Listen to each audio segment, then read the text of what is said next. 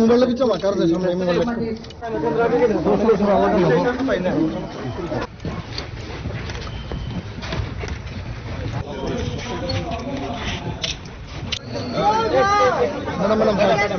দেখেছেন যে ভগবানের যে লীলা এবং ভগবানের যে শক্তি প্রতিটা মানুষের কাছে আছে এবং সেটাকে জাগিয়ে তোলাই হচ্ছে ভগবানের কাছে যাওয়া।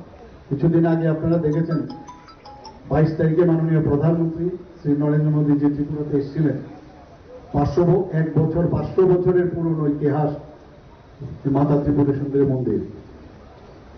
ওনাকে যখন আমি বললাম যে আমরা তো এটাকে ঠিকঠাক করলাম, অনেক ইনফ্রাস্ট্রাকচার চেঞ্জ করলাম, প্রায় 54 কোটি টাকা খরচ করে সেটাকে প্রায় 37 কোটি টাকা আমরা পেয়েছি প্রসাদ প্রকল্পে, আর বাকি টাকা আমাদের দিতে হয়েছে। আগে কথা ছিল যে ওনারাই দেবেন।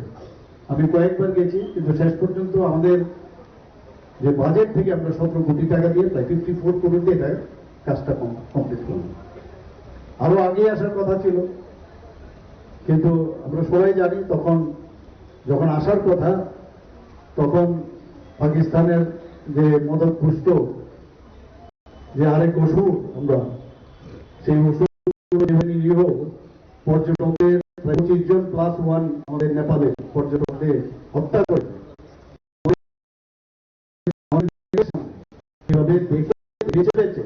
ধর্ম বিচার করে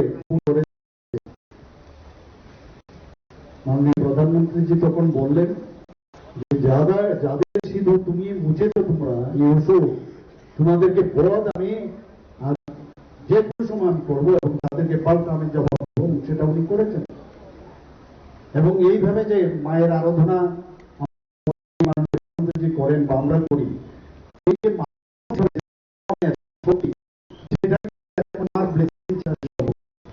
এর জন্য উনি ত্রিপুরা সুন্দরী মা মন্দিরে এসেছেন, পুজো দিয়েছেন এবং আমরাও খুব আনন্দিত হয়েছি, ভালো লেগেছে। তো এই যে এটা মানে আমাদের ভারতবর্ষের যে ইতিহাস আমরা সবসময় জানি, সবচেয়ে পুরনো ভারতবর্ষ, তার সৃষ্টি কবে থেকে হয়েছে কেউ জানে না, কিন্তু তার যে পুরনো ইতিহাস সারা পৃথিবীর মধ্যে সর্বশ্রেষ্ঠ ভারত।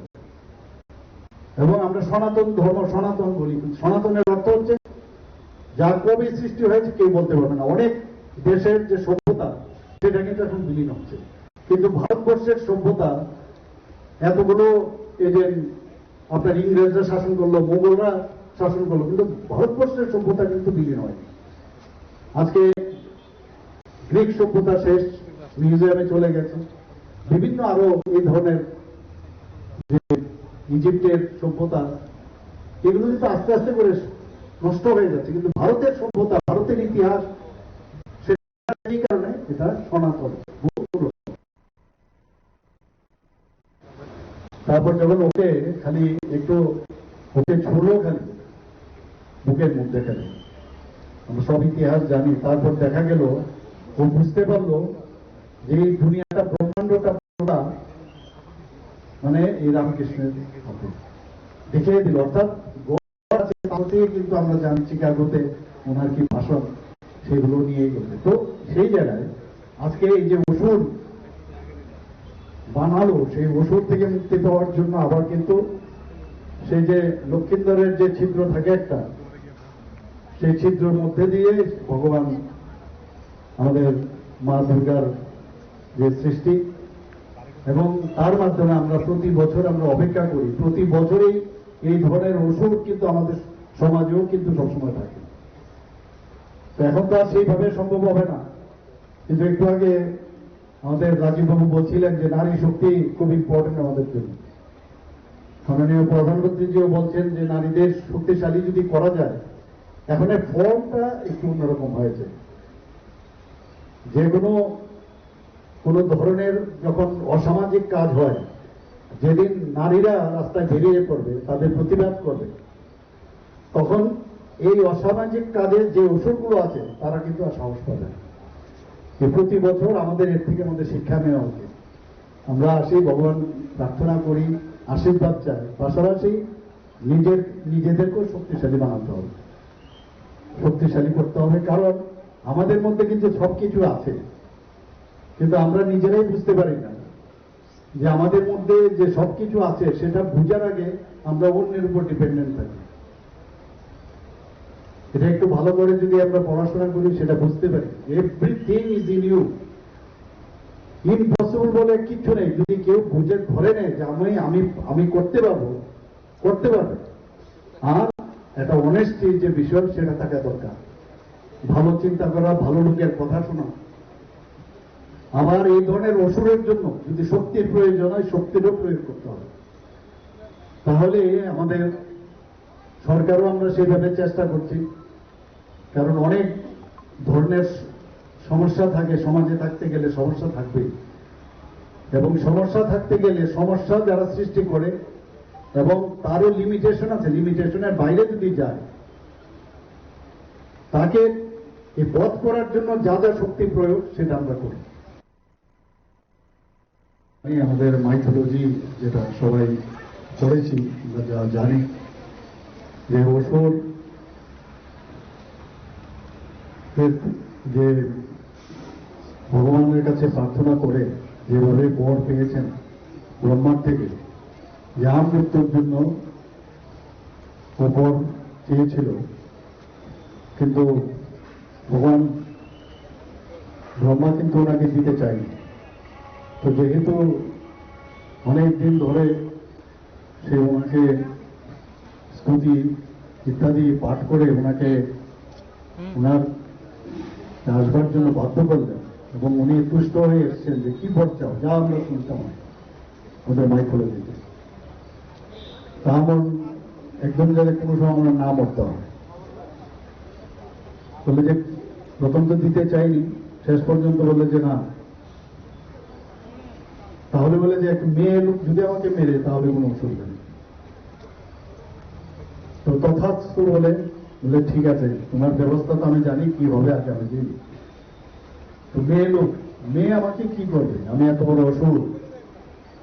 তো বলে চলে গেল। তো এই পাওয়ার পেয়ে আমরা অনেক সময় এইসব থেকে শিক্ষা নেওয়া দরকার। অনেক সময় পাওয়ারের পেয়ে আমরা কিন্তু অনেক সময় অসুরের ভূমিকা পালন করি। তো এই পাওয়ার পেয়ে সমস্ত স্বর্গ মর্ত সে কাঁপিয়ে দিচ্ছে। ইন্দ্র বেচারাকে তো তাড়িয়েই দিচ্ছে না, আমি এখন স্বর্গের রাজা, তোমরা ভাগো এখান থেকে। একে মারছে, পিটছে ইত্যাদি। আমরাও মাঝে মাঝে সমাজ জীবনে আমরা দেখি এই ধরনের ওষুধের।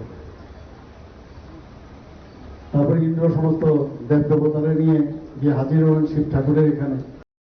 শিব ঠাকুর এবং অন্য যেসব আমাদের বিষ্ণু যে আছেন এবং ব্রহ্মাও এখানে চলে এসছেন। আমার তাহলে আপনি কি বর দিলেন, আমাদের তো এখানে থাকারই অবস্থা কাহিনী।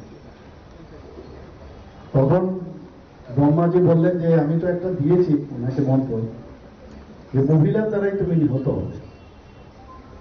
তো মহিলার সৃষ্টি এই তিন যে আমাদের দেবতা, তাদের মাধ্যমেই দুর্গা মায়ের সৃষ্টি আমরা সবাই জানি। এবং যার যার নিজস্ব যে অস্ত্র শস্ত্রে সজ্জিত করে এত শক্তিশালী বানিয়েছেন মা দুর্গাকে,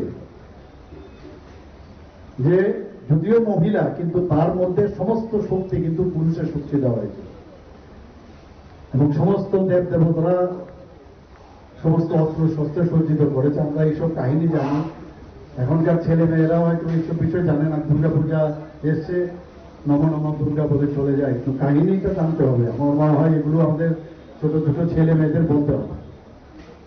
কারণ এগুলো কিন্তু ভারতবর্ষের যে ইতিহাস, তার যে কৃষ্টি বা তার যে পরম্পরা, এগুলো কিন্তু এমনিতেই না, এগুলো থেকে অনেক শেখার বিষয় আছে।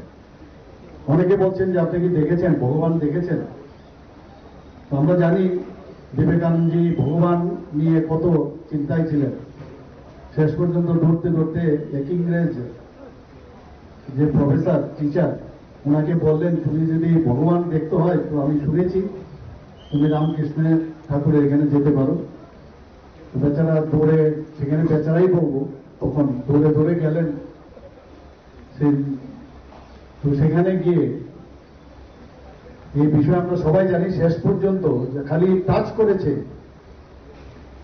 রামকৃষ্ণ, খালি ওনাকে শরীরে খালি টাচ করলেন। অনেক দ্বিধা দ্বন্দ্ব দেখে প্রথমে তো মানে হি ডিড নট বিলিভ, বলে আরে এরকম একটা পাগল লোকের কাছে আমাকে পাঠিয়েছে, দেখলে মানে কোনো মানে হয় না একজন লোককে দেখলে যে আরে এটি কিরকম লোক।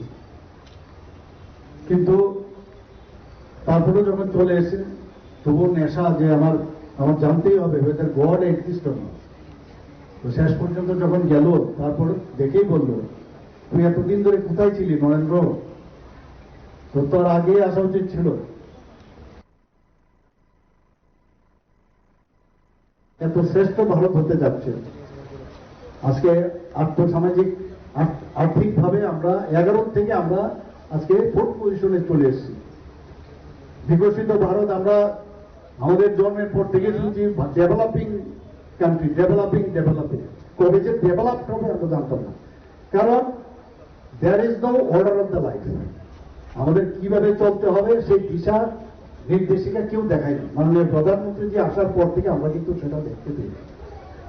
এখন আমরা আর্থিকভাবে শক্তিশালী হয়েছি। বলছে যে 2047-এ, অর্থাৎ আমাদের যে আরো 22 থেকে 23 বছর পরে, জানি না আমরা বাঁচব কিনা, তো ওই সময়ে দেশ প্রচন্ডভাবে আর্থিকভাবে শক্তিশালী হবে। এবং এই যে 3য় স্থান দখল করার জন্য যে রোড ম্যাপ দিয়েছে, সেই রোড ম্যাপে বলছে যে 30+ ট্রিলিয়ন মার্কিন ডলারে আমরা পরিণত হব। শুধু তাই নয়, আগামী দিনে মনে হতে পারে যে 2050-এ এটা যে 50 ট্রিলিয়ন মার্কিন ডলারও হতে পারে বা আরো বেশি। অর্থাৎ সারা পৃথিবীর মধ্যে যে ভারত আবার জগৎ সভায় শ্রেষ্ঠ আসন লবে আর্থিকভাবে, এবং আমাদের নিরাপত্তার দিক দিয়েও যেভাবে মাননীয় প্রধানমন্ত্রী করে দিচ্ছেন, একটা বেস লাইন একটা নরেন্দ্র করেছে চিকাগোতে, ধর্মের প্রচার, যে ভারতবর্ষটা কি, সব ধর্মের প্রতি যে তার সম্মান এবং ভারতবর্ষের যে সহিষ্ণুতা, তার যে অস্মিতা, সেই সম্পর্কে বলে এসছে। আরেক নরেন্দ্র আমাদের ভারতবর্ষকে আবার নতুন ভাবে এই পৃথিবীর মধ্যে সেটাকে প্রতিষ্ঠিত করার জন্য আমরা দেখেছি G20-র সময় উনি সেই কাজটা করেছেন এবং প্রতিনিয়ত করছেন। কিন্তু এই ভারত এত ভালো হয়ে যাবে, আমরা তো আপনার দুঃখে কিন্তু আমি খুশি, আবার আপনার খুশিতে আমি দুঃখী, এটা কিন্তু একটা সমস্যা। অর্থাৎ ভারত এত ভালো হয়ে যাবে, আজকে আমরা দেখছি